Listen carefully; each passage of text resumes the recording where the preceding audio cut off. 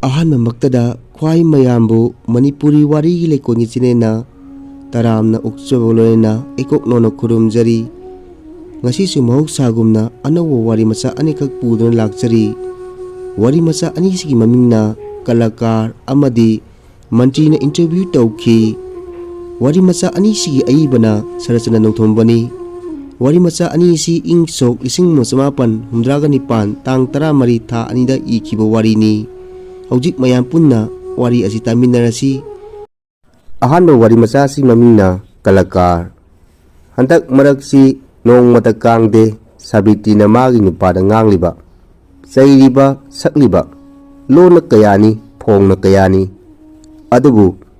ꯃꯗꯨ ꯄꯨꯝꯕ ꯇꯨꯃꯤꯟꯅ ꯇꯥꯏ ꯃꯣꯍꯦꯟꯁꯤ꯫ ꯇꯧꯕꯒꯤꯗꯤ ꯀꯂꯥꯀꯥꯔꯒꯤ ꯍꯧꯅꯕꯤ ꯈꯔ ꯃꯊꯃꯣꯏ ꯏꯪꯒꯟꯕ ꯍꯥꯏꯕꯗꯨꯅꯤ꯫ ꯃꯥꯒꯤ ꯅꯨꯄꯤꯒꯤ ꯍꯟꯗꯛ ꯃꯔꯛꯀꯤ ꯃꯇꯧꯁꯤ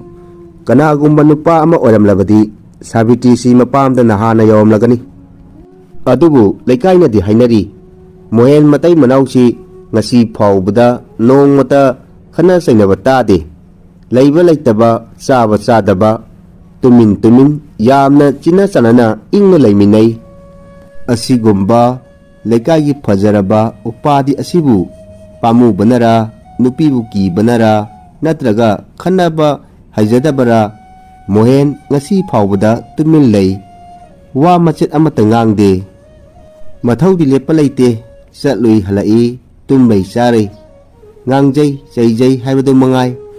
ꯅꯣꯡꯃꯒꯤ ꯆꯥꯛ ꯆꯥꯂꯨꯛ ꯑꯃꯗꯤ ꯑꯗꯨꯃꯛ ꯈꯥꯛꯇꯨꯅ ꯊꯝꯂꯝꯃꯤ꯫ ꯃꯣꯍꯦꯟꯗ꯭ꯔꯁꯨ ꯈꯟꯗꯕꯗꯤ ꯅꯠꯇꯦ, ꯈꯜꯂꯤꯕꯅꯤ꯫ ꯃꯥꯅ ꯁꯦꯜꯅꯤ ꯍꯥꯏꯕ ꯄꯩꯁꯥ ꯃꯔꯤ ꯄꯨꯁꯤꯜꯂꯛꯇ꯭ꯔꯤꯕꯁꯤ ꯆꯍꯤ ꯑꯃ ꯐꯥꯖꯤꯜꯂꯛꯀꯗꯧꯔꯦ꯫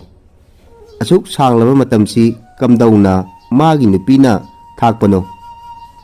ꯀꯗꯥꯏꯗꯒꯤ ꯇꯥꯟꯕ ꯁꯦꯜꯅꯣ? ꯉꯥꯡꯅ ꯉꯥꯡꯅ, ꯁꯛꯅ ꯁꯛꯅ ꯁꯥꯕꯤꯇ꯭ꯔꯤꯅ ꯄꯨꯔꯛꯂꯤ ꯆꯥꯎꯔꯕ ꯏꯃꯨꯡꯒꯤ ꯚꯥꯔꯁꯤ꯫ ꯃꯈꯣꯏ ꯑꯅꯤꯇꯁꯨ ꯅꯠꯇꯦ, ꯃꯆꯥ 3 ꯁꯨꯅꯤ꯫ ꯇꯧꯕꯒꯤꯗꯤ ꯁꯥꯕꯤꯇ꯭ꯔꯤꯁꯤ ꯃꯈꯨꯠ ꯃꯁꯥ ꯌꯥꯝꯅ ꯍꯩꯁꯤꯡꯉꯤ꯫ ꯃꯇꯝ ꯃꯇꯝꯒꯤ ꯊꯕꯛ ꯏꯪꯈꯥꯡ ꯁꯨꯏ ꯅꯣꯝꯃꯤ, ꯁꯦꯟ ꯊꯣꯛꯀꯗꯕ ꯏꯝꯕ꯭ꯔꯣꯏꯗꯔꯤ ꯋꯥꯔꯛ, ꯔꯨꯃꯥꯜ ꯂꯣꯟꯕ, ꯐꯨꯔꯤꯠ ꯂꯣꯟꯕ, ꯐꯅꯦꯛ ꯃꯄꯥꯟ ꯂꯣꯟꯕ, ꯃꯇꯝ ꯃꯇꯝꯒꯤ ꯃꯁꯛ ꯊꯣꯛꯄ ꯗꯤꯖꯥꯏꯟ, ꯃꯦꯆꯤꯟ ꯑꯃꯇꯪꯕꯨ ꯂꯩꯖꯔꯕꯗꯤ ꯀꯣꯝꯅ ꯏꯃꯨꯡ ꯄꯨꯕꯤꯒꯦ꯫ ꯏꯇꯠ ꯍꯦꯛ ꯇꯠꯇꯅ ꯁꯥꯕꯤꯇ꯭ꯔꯤꯅ ꯃꯥꯒꯤ ꯅꯨꯄꯥꯗ ꯍꯥꯏꯈꯤꯕꯅꯤ꯫ ꯃꯁꯤꯃꯛꯅ ꯏꯃꯨꯡ ꯄꯨꯕ ꯉꯝꯒꯅꯤ ꯈꯟꯗꯨꯅ ꯃꯣꯍꯦꯟꯅ ꯂꯥꯏꯅ ꯈꯨꯝꯇꯣꯛꯂꯝꯕꯁꯨ ꯌꯥꯏ꯫ ꯅꯣꯡꯃꯥꯏꯖꯤꯡ ꯅꯨꯃꯤꯠ ꯂꯩꯕꯥꯛꯁꯤꯒꯤ ꯁꯛꯅꯥꯏꯔꯕ ꯈꯕꯔ ꯀꯥꯒꯖ ꯑꯃꯒꯤ ꯊꯤꯌꯦꯇꯔꯒꯤ ꯀꯂꯝ ꯑꯃꯗ ꯐꯣꯡꯗꯣꯛꯄ ꯊꯦꯡꯅꯩ꯫ ꯅꯧꯔꯤꯕ ꯀꯂꯥꯀꯥꯔ ꯃꯍꯦꯟꯗ꯭ꯔꯒꯤ ꯑꯚꯤꯅꯌꯕꯨ ꯌꯥꯝꯅꯃꯛ ꯑꯦꯄ꯭ꯔꯤꯁꯤꯌꯦꯠ ꯇꯧꯏ꯫ ꯂꯩꯄꯥꯛꯁꯤꯗ ꯃꯥꯒꯨꯝꯕ ꯇꯨꯡꯒꯤ ꯑꯁꯥ ꯇꯧꯅꯤꯡꯉꯥꯏ ꯑꯣꯏꯔꯕ ꯀꯂꯥꯀꯥꯔ ꯎꯕ ꯐꯪꯕꯁꯤꯃꯛ ꯑꯩꯈꯣꯏꯒꯤ ꯂꯥꯏꯕꯛ ꯐꯕꯅꯤ꯫ ꯀ꯭ꯔꯤꯇꯤꯛꯁꯤꯃꯛꯀꯤ ꯋꯥꯍꯩꯁꯤꯅ ꯃꯍꯦꯟꯗ꯭ꯔꯒꯤ ꯊꯃꯣꯏꯗ ꯑꯅꯧꯕ ꯀꯂꯥꯒꯤ ꯏꯅꯣꯠ ꯑꯃ ꯍꯥꯞꯀꯠꯂꯛꯏ꯫ ꯅꯧꯅ ꯌꯦꯅꯤꯡ ꯆꯣꯡꯂꯛꯏ꯫ ꯇꯨꯡꯒꯤ ꯑꯁꯥ ꯇꯧꯅꯤꯡꯉꯥꯏ ꯑꯣꯏꯔꯕ ꯍꯥꯏꯕꯁꯤꯃꯛꯅ ꯃꯥꯕꯨ ꯃꯤꯍꯧꯍꯜꯂꯤ꯫ ꯁꯤꯕ ꯅꯥꯕ ꯀꯤꯗꯅ ꯍꯣꯠꯅꯅꯤꯡꯂꯛꯏ꯫ ꯔꯤꯍꯥꯔꯁꯦꯜ ꯇꯧꯐꯝꯗꯒꯤ ꯅꯨꯃꯤꯗꯥꯡ ꯊꯦꯡꯅ ꯊꯦꯡꯅ ꯍꯟꯖꯤꯜꯂꯛꯏ꯫ ꯅꯣꯡꯃ ꯅꯨꯃꯤꯗꯥꯡ ꯑꯃꯗꯤ ꯁꯥꯕꯤꯇ꯭ꯔꯤ ꯄꯥꯛꯅ ꯊꯣꯡ ꯍꯥꯡꯇꯣꯛꯎ ꯍꯥꯏꯕ ꯌꯥꯔꯝꯗꯦ꯫ ꯁꯨꯛꯈꯨꯝ ꯈꯨꯝꯗꯦ, ꯀꯧꯔꯤ ꯃꯈꯩ ꯈꯨꯝꯂꯛꯇꯦ꯫ ꯀꯥꯏꯅꯊꯪꯗ ꯊꯣꯡ ꯅꯝꯊꯦꯛꯀꯦ ꯍꯥꯏꯕ ꯍꯦꯛ ꯈꯥꯛꯂꯕ ꯃꯇꯝꯗꯇ ꯊꯣꯡ ꯍꯥꯡꯇꯣꯔꯛꯏ꯫ ꯀꯩꯒꯤꯅꯣ ꯊꯣꯡ ꯍꯥꯡꯗ꯭ꯔꯤꯕꯗꯤ? ꯍꯥꯏꯐꯦꯠ ꯁꯥꯎꯕ ꯃꯣꯍꯦꯟꯗ꯭ꯔꯒꯤ ꯋꯥꯉꯥꯡꯅꯤ꯫ ꯀꯩꯗꯧ ꯍꯥꯡꯉꯨꯅꯤ? ꯁꯥꯕꯤꯇ꯭ꯔꯤ ꯀꯩꯁꯨ ꯊꯧꯖꯥꯗꯅ ꯈꯨꯝꯂꯛꯏ꯫ ꯀꯩꯒꯤ ꯅꯠꯇꯦ, ꯑꯩꯕꯨ ꯀꯗꯥꯏ ꯂꯩꯌꯨ ꯍꯥꯏꯔꯤꯕꯅꯣ? ꯗ꯭ꯔꯃꯥ ꯇꯝꯐꯝꯗꯨꯗ ꯅꯨꯄꯤꯁꯤꯡꯗꯨ ꯀꯣꯜ ꯂꯩꯌꯨ ꯌꯥꯗ꯭ꯔꯣ? ꯀꯩꯅꯣꯅꯦ ꯅꯪ ꯉꯥꯡꯂꯤꯕꯗꯨꯕꯣ? ꯀꯩꯅꯣꯗꯤ ꯀꯩꯅꯣ? ꯇꯨꯃꯤꯟ ꯂꯩꯌꯨ, ꯃꯤ ꯃꯃꯥꯡꯗ ꯏꯀꯥꯏ꯫ ꯀꯩꯒꯤ ꯏꯀꯥꯏꯔꯤꯕ? ꯗ꯭ꯔꯃꯥ ꯇꯧꯕ ꯅꯪꯅꯕꯨ ꯏꯀꯥꯏ ꯈꯪꯕ꯭ꯔꯥ? ꯀꯩꯅꯣꯅꯦ ꯅꯪ ꯉꯥꯡꯂꯤꯕꯗꯨꯕꯣ? ꯀꯩꯅꯣꯗꯤ ꯀꯩꯅꯣ? ꯇꯨꯃꯤꯟ ꯂꯩꯌꯨ, ꯆꯩ ꯆꯥꯔꯛꯀꯅꯤ꯫ ꯅꯪ ꯐꯨꯅꯕ ꯂꯩꯔꯤꯕꯣꯏꯔꯦ? ꯅꯆꯥ ꯀꯣꯛꯊꯣꯡ ꯉꯝꯃꯒ ꯑꯩꯕꯨ ꯅꯪ ꯃꯤꯅꯥꯏꯔꯣ? ꯁꯦꯜ ꯀꯌꯥ ꯄꯤꯗꯨꯅ ꯂꯩꯕ ꯃꯤꯅꯥꯏꯅꯣ? ꯐꯨꯔꯛꯇ꯭ꯔꯤꯉꯩꯗꯅꯦ ꯇꯣꯛꯎꯀꯣ, ꯐꯨꯅꯦ꯫ ꯀꯩꯅꯣꯅꯦ ꯃꯁꯤꯕꯣ? ꯅꯨꯄꯥ ꯑꯣꯏꯕ ꯃꯣꯍꯦꯟꯗ꯭ꯔ ꯃꯈꯨꯠ ꯃꯁꯥ ꯊꯦꯛꯇꯨꯅ ꯈꯥꯡꯉꯤ꯫ ꯆꯩ ꯌꯦꯡꯉꯤ, ꯂꯩꯗꯤ ꯂꯩ, ꯀꯥꯆꯤꯟꯗ ꯊꯣꯡ ꯂꯣꯟꯖꯩ꯫ ꯃꯗꯨꯅ ꯐꯨꯔꯕꯗꯤ ꯁꯣꯔ ꯊꯤꯡꯈꯤꯕꯁꯨ ꯌꯥꯏ ꯈꯟꯖꯩ, ꯏꯪꯊꯅꯕ ꯀꯟꯅ ꯍꯣꯠꯅꯩ꯫ ꯁꯥꯕꯤꯇ꯭ꯔꯤꯅ ꯉꯥꯡꯕꯗꯤ ꯂꯦꯞꯇꯦ, ꯆꯥꯛꯁꯪꯂꯣꯝꯗ ꯇꯨꯃꯤꯟ ꯆꯪꯈꯤ꯫ khali tarab sakchangdu yengluraga kaino toribasibo kaino di kaino phai hayamlaga changki sauna changki mahaparoi ama tholakadaba mali December gi ingkraba nungyai chabukta ising pun mangthoktuna ising chaisel ama hairaga gat launa tengna thakto'i adudai hantha khara male magi asawbagi drigi ingbana masadu chingsinbagum thak nikladuna thorai nupina ngangba amuk khumamdre sagalamba I un taretagi hena phamjin khrabagum tumin phamungda hipthaki hippaga yaroi Sabitina phamungdagi muhenbu chingthoi kaidau haiba aibu thilamko haujibu kadaida aigi jum lejaine chauna taningde Piruk kumjinduna tumma themi taningde basuya yaroi Sabitina phajuptu pulap khumjilaga langthoki thapna ai ngaihakta pothage su nupi singdugi manakta potharu kaidau hanjanbe ino haiba ai halaktraga nang nupa nganagera nang donglam chat naidu manbro nang waduna haiwane kanadese farene ai budi thilam ko haiba chaninglaga chakhodana nakhong palibu natro jumsida ai bu kanana porakpano adu thikalaga kai kanani lorom daida puba haibadawna khainabadsu thimpham thokpani madudadi ai hainingi hojiti talle nangbu ngamnena lai natro hojikti ngamdre ai nangbu supam pamjadre khire mi punamakna yum panaribasibu ai dau tawnaridro nangbu nupa manena yum palakleba aigi iraibaksi thikheda nangbu nupa thengnadaw saruk mapoktarelakta yum panbada khangdana lejage natraga nupi oina pokcharoi nangna khalisibu aisi minai oina lakpoi ningbro minai mak orabasu tolopi chanabapi aigidi kadai nangna imungsikidamagta paisa mari pusilakpra nacha ahumga aiga nasaga kai chaduna laini haribno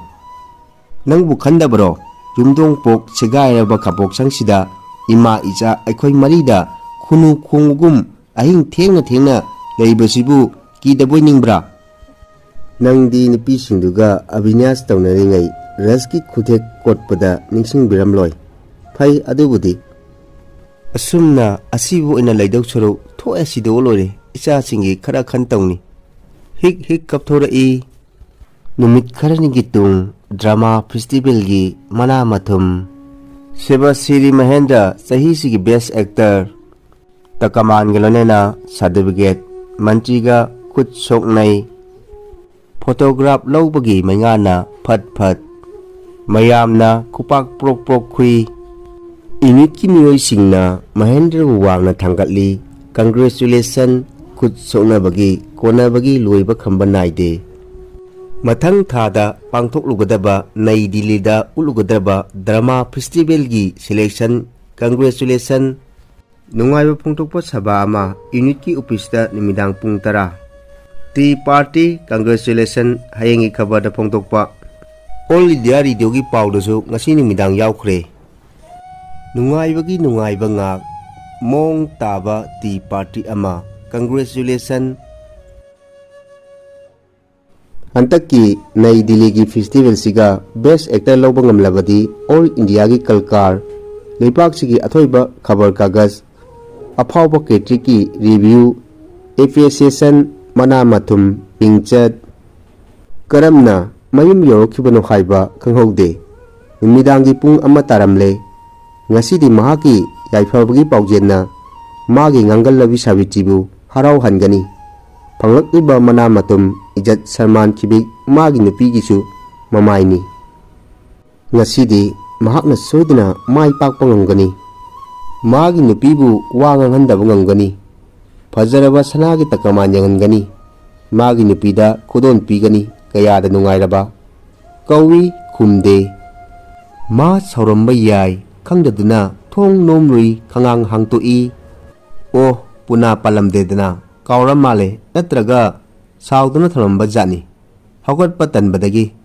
mai sumami thausu layamdaba yai maikhet khetli sangchinduna bodon chukhatli macha ahal sahi taruk ta mangari beduna mapabu ubda kablai Kaidore ibol changchilli makoi ahumdi isi sina tumli mapi maron mafam khangde hogdoi Sabitri Aikoi ima sukhung khumde ibona kapna mapara tami kaiginone changchindana masa nomlui tayingi sor honde mapi maron mafam marang amata khangde mahenda tumin nungi mutrigum leptuna lay ibol pangkapta kapi ani suba wari macha asigi mamingna mantrina interview toukhi aroibo oina amuk taminarasi Maitai baki lekha wafam simak hek palakpada ningsingnei bibula churaba mioi ama Russia gi Republic City kanagumba nupa natraga nupi amana aiba haiba mingthol simak paijaba ngamlabadi samasta magi thak wangna leire athani gi phiyamda yamna phare yamna aphaba natraga pattaba oirabasu pothok amatana magonda rubal lising kharagi mapudi ohenba laina ngammi maitai bagdade lekha amabu oirabadi ahanbada masijak chajaba oiramlagana chara nam helakpa puduna laktuna phongluba lekha oiragana migi minai amuktang oibadi masoidre maitai bagdabu anaubu lai amatang aphababu oirabasu patababu oirabasu nongna pholakpada harau purikhaudagi sel putotuna Lainaba laik haiba miyoi kya laikhrabage khut thektuna parubada tingthukluba khucha tarasuna theksinbada khara wana thokani leibak sida ai sumina sakhangbidaba lekha amadi usilure yamna wana sahi kudingi leimai yankhai dangbu oirabasu lairik macha amatangdi puthoknaba honajai haukiba sai kharasu thaujan hairaba sarkagi publication grant amadi process ki mapana tek laik macha masu khara puthok charakli grant ki matengna phongjaba phongbada puthakhiba sempham process ki khara dang phangjarakpana singtokjaba upi khara no chachaduna school college ki library talab chaba babu baya ubisar amadi oja singda jonjaba madudagi phanglakpa kharana nupi angang amadi isabu hinganaba honajaba lupa amaga makai pibu lairik amagi tha ahum sel thongnaba chatpa mamai thangda athaubana ikaiduna toknakhiba chamada yankhaidi oirangani maitai baki lekhasingi daibak kayada phakhraba sahi sigi mas April jorokpada maitai baki lekha makai education department da foreign masa painai hakum thagatkiba khui lairik singi publication grant thokpa natraga thoktaba magi lairik yaubo yaudaba khangna chanaba kerani singda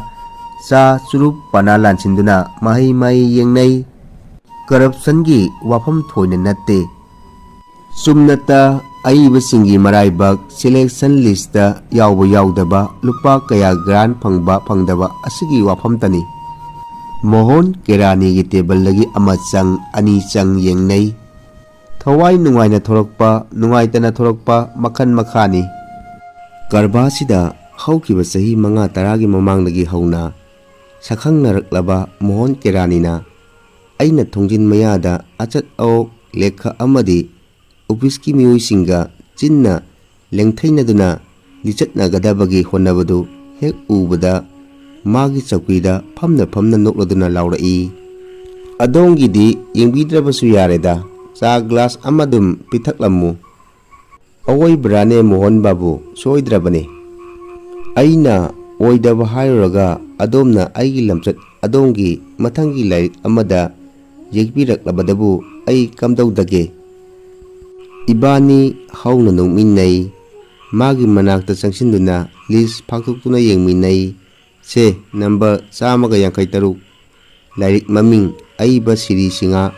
Gran lupa sama paniga manga paisa marfu manga sa thaklusi mohon babu aina haiki lunch tagadaba minute 10 da mangaire ngangamdana ngaiduna lay ai puri khawdagi golf pack puthokna lali ngahaki tungda kantinda thoktuna sa thakminai mana sa amuktang chupladuna hai adongidi sahi kudingi amadi soiba laite adongi ki pani aina kungki wafamdu onare mana khumlai makha tathai mina taraga department asigi authority khanba khandabagi ai oirboy ningkhigani masidi adongi laiki stand adutani haina lawbiyu habi jabigi wa hojik phawbigi di department asida lajadri phagi tawbanida madu layamlabadu laira khaba aina hokhiba sahi manga tarasi karamna gran lawa ngamlugani aina kungki makha hangthaki Mohan Babu sel di karam matamda yenthokpigani ngasi tara mangani muk leiraga lingbireklone subidabida yamna nungaijai press ngangnaba yaredana bora asabasi amamtanga chaminakhisidana yamna phawa wani asumna chamin thangminnaraga aroibo oina churuk masai amam amu thakminnaraga ibani kainarakhi April tang tara manga Mohan Babu na haigumladana publication grant ki sempam madu kasidi yentoklagani haiba pau tare aisu sangan chadana office tamna haiganaba sem sare horen sel phanglaga singnana bahadna puruba lupa tarana ngasigi gari bara rickshaw bara khas punamak konanaba singtoi revenue stamp amatangsu post office tagi lesili horendi office ki pot yombina ahaiba sel lahogani haiduna soi sang taunaba kalamna chingba awat apa pumba yengsilaba matungda sor pumpham yengduna ayak office tamna chatle bazar dagi matang kuinagi marup ariba Chanda Kumar masu aibani thengnaduna chaminare magisu kumsidi lai anibu tuna yawi hai punna lupa lising ama sanga supna manga tai hai maithongdu momon noi mana khara hena maraibak phabana rickshaw baradu mana adumak putoke hai aisu chang taba yade khanduna aina putoke hai ibani ina kauna taunaringaida mangondagi achoibu lupa amadu rickshaw walana laukhre chang taba yade khanduna Chanda Kumarbu kantinda pusinduna cha hana thakminai aikhoi animak chaba thakpa loiraga Yesagi kauntada changsili mina krikik inai form lawduna mensinana bohonakpa matamda se number matangdu samamnai haiduna list adu yenglui Mohan Kerani thabak kana silammi magonda haide aina adumak tap lawduna sat phai charakna yengthai jara jara yawba ude nahan nongma yengkhiba chedubu masi natrane amuksu hanna yengui yawbu ude thabaki mihun dang hulakhi maida humang marik karakhi kumna amukasu masing thidaduna yengba laknai aigi itawduda ngasai makai file kana suduna lairamba Mohan Keranina aigon onsinduna hanglai adongisu yawdrabrane listuda aina kungki masibu hanagi listu natrane Mohan Babu natte mana kalam chiktuna makha tathai ngarangda amuk nongna thokpani adudi yawdedana humang anapi taithokna aina hangki masibu kamdokhiba jano khara kaksin tawkhibra aikhoisu thodoksi lumandrabaduda anauba order si yengphau yeningludre kanana kamdokhibanone Mohan Babu nahando order thoklamdaida mantrina interview tawgani haidina department dagi list adu lawki ngarang amuk nangnanaba tharakpani lairik yangkhai mukti kakthakthra male nongmagi manungda minu script chani yangkhai review tawba ngamba leibaki mantri su leiba jat oire khanghodana aigi chindagi sondokki matang asida aigi wari macha loisinjare khwai mayambu amukka hana ikoknona khurumjari